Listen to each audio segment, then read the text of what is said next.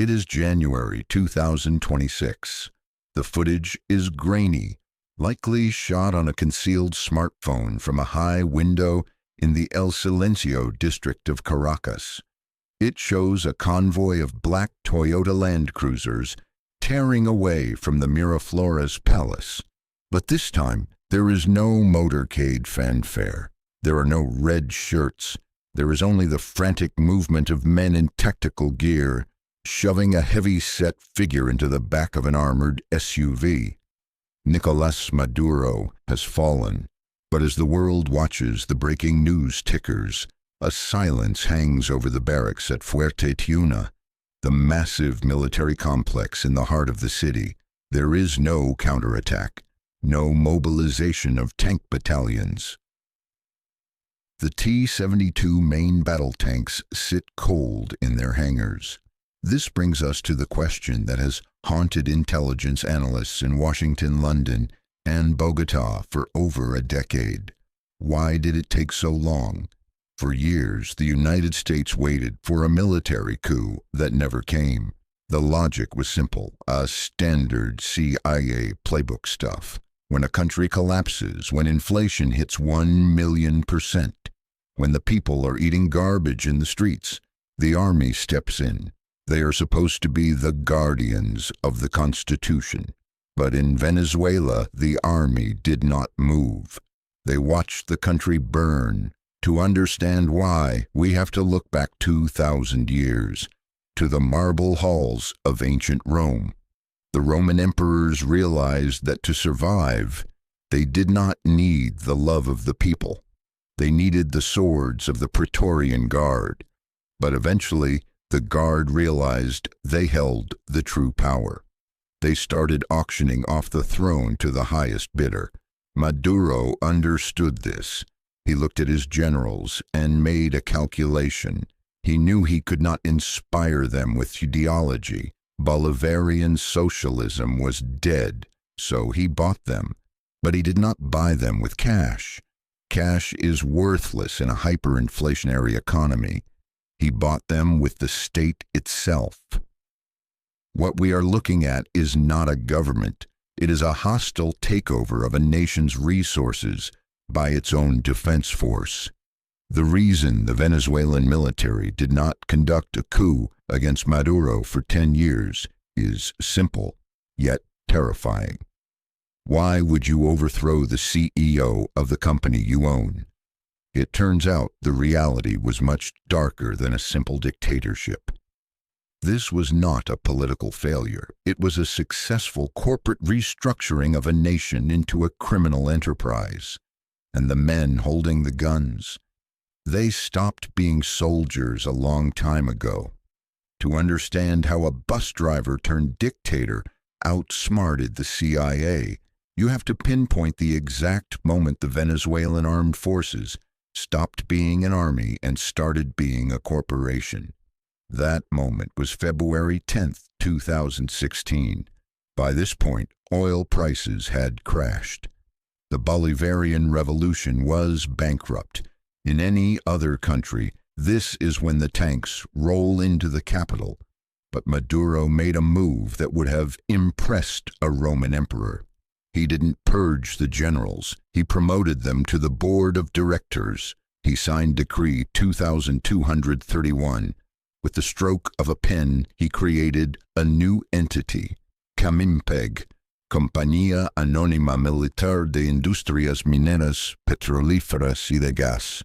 This is crucial. This wasn't a backroom deal.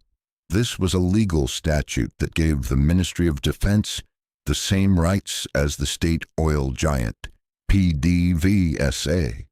Suddenly, the army wasn't just guarding the oil fields. They were drilling, refining, and selling the oil. The generals didn't need to steal from the budget anymore. They had their own revenue stream, independent of the civilian government. But oil was just the beginning. 5 months later, Maduro handed over the nation's stomach. He appointed General Vladimir Padrino Lopez, the Minister of Defense, as the head of the Great Sovereign Supply Mission. This put the military in total control of the CLAP system, comités locales de abastecimiento y producción. If you lived in Caracas and you wanted to eat, you didn't go to a supermarket.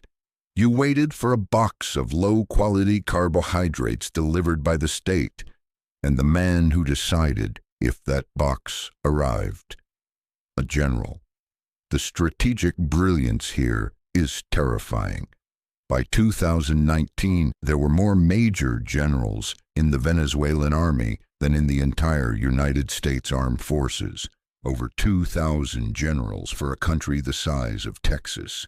Maduro had created a Praetorian class.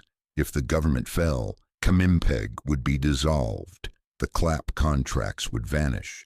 The gold mines in the Orinoco, controlled by the army, would be seized. So, when the opposition leader Juan Guaidó stood on a highway in 2019 calling for an uprising, he wasn't asking soldiers to defend the Constitution.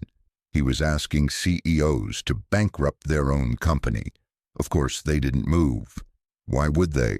They were busy checking the profit margins. The military had evolved. They weren't defending borders against Colombia or Brazil. They were securing supply lines for the cartel of the suns. So what did this corporate takeover look like on the ground? It didn't look like a boardroom. It looked like a wound in the earth. Travel 400 miles south of Caracas, deep into the state of Bolivar. Here lies the Arco Minero del Orinoco, the Orinoco Mining Arc. On paper, it is a state-regulated mining zone. In reality, it is a dystopian free-fire zone the size of Portugal. This is where the Praetorian system showed its true face. When the oil refineries began to rust, crippled by lack of maintenance and brain drain, the generals needed a new cash cow. They found it in the gold, coltan, and diamonds beneath the jungle floor. Witnesses describe Venezuelan National Guard troops, men sworn to protect the environment, acting as enforcers for illegal mining gangs. They aren't wearing dress uniforms here. They are in ragged fatigues, sweating in the humid rot of the jungle, watching as desperate civilians tear up the rainforest with high-pressure hoses. The gold flows up the chain of command. A lieutenant takes a cut to let the gasoline trucks through. A colonel takes a cut to ignore the mercury poisoning the river. And the generals in Caracas, they take the bullion. But maintaining this criminal engine required a specific kind of brutality. You see, a Praetorian Guard is paranoid. If you are buying loyalty with money, you are always terrified that someone else will offer more. Enter the DGCEM, Dirección General de Contrainteligencia Militar. While the generals were the CEOS, the DGCEM were the Internal Affairs Division from hell. Their headquarters is not a bunker, but a spiraling futuristic pyramid known as El Helicoide. It was built to be a shopping mall. It became a dungeon. Inside, the air conditioning is kept freezing cold. The walls are soundproofed. This is where the traitors went. And in Maduro's Venezuela, a traitor wasn't just a spy. It was any officer who refused to sign the checks, any captain who asked why his men had no boots. We have reports of officers being detained for months, beaten with steel rods, and suffocated with plastic bags, simply for discussing the corruption in the mess hall. The message from the high command was clear. You are either on the payroll or you are in the cell. The result was a military that was structurally hollow. On the surface, the Venezuelan armed forces looked formidable. They paraded their Russian-made Sukhoi Su-30 fighter jets and S-300 missile systems. But behind the curtain, the reality was pathetic. Pilots were grounded because there was no fuel. It had been sold on the black market. The optics on the T-72 tanks were clouded with mold because the humidity controls in the warehouses had failed years ago. The CEO generals had stripped the copper wiring out of their own war machine to sell for scrap. They had created a force that was terrifying to its own starving people, but utterly useless against a real military threat. They were not soldiers anymore. They were simply armed guards protecting a crime scene. So we returned to the image of the black SUVs speeding away from Miraflores. Why did the generals finally let Nicolás Maduro fall? The answer lies in the final rule of the Praetorian Guard. In ancient Rome, the Guard assassinated 13 different emperors. They didn't kill them because of ideology. They killed them because the emperor became a liability. They killed them because the gold stopped flowing. By 2025, the sanctions, the pressure, and the sheer incompetence of the Maduro regime had finally dried up the cash flow. The company was going under. The generals, ever the pragmatists, decided it was time to change the CEO to save the business.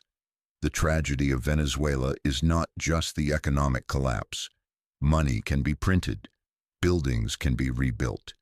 The tragedy is the total moral liquidation of the armed forces.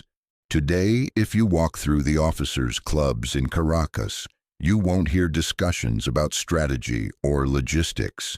You will hear talk of exchange rates, mining concessions, and escape routes. The lesson for the strategist is cold and absolute. When a nation allows its military to become a commercial actor, it places a "for sale" sign on its own sovereignty. The moment a general is more worried about his stock portfolio than his supply lines, the war is already lost. Maduro thought he was building a fortress. Instead, he built a bank vault. And as any bank robber knows, the guards are only loyal until the split isn't big enough. In the end, Venezuela didn't fall to a foreign invasion. It didn't fall to a CIA coup. It was simply a hostile takeover liquidated from the inside out.